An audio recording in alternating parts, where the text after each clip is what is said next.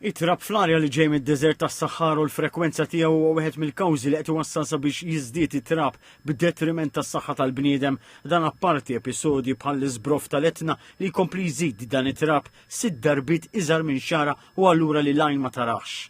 Ma' TVM News l-uffiċjal tal-Awtorità l-Ambjent Nadine Merċieqa qalet li ħafna drabi dan ifisser li l-livelli tat-trab qed jispiċċa fil-pulmun tan-nies. Appellat biex fi ġranet meta l-arja tkun imramla n-nies m'għandhomx jagħmlu l-eżerċizzju fiżiku barra. L-effetti tal-tibdil fil-klima, climate change, qed iġibu żieda ta' dal-ammont ta' effetti li qed ikonna mit-trab ta' Sahara Desert. Fejn qabel kien ikonna April, Mejju, Ottubru, issa qed ikonna ħafna iżjed attività spissa.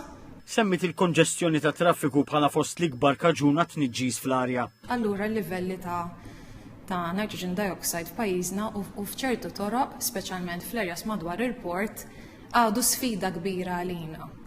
U hemm toroq ġifieri f'Malta illi isofru minn livelli ogħla iżjed minn oħrajn. Fosthom nistgħu nsemmu St. Joseph Street, Hamrun, il-Triq Sant'Anna, il-Furjana.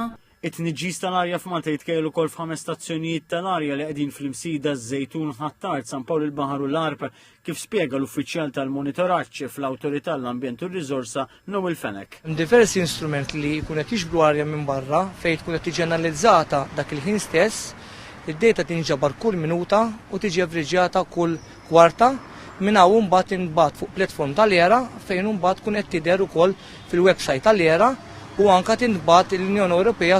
Meta TVM News daħal fl-istazzjon tal-imsida ma' Sur Fenech seta' jara kif kien qed ikun irrekordjati tniġġis fl-arja b'livelli li olew sew anħabta ta' 8 ta' filgħodu u allura l-ħinijiet li matulhom jgħaddu eluf ta' karozzi u livelli baxxi fil-jiem tal-festi.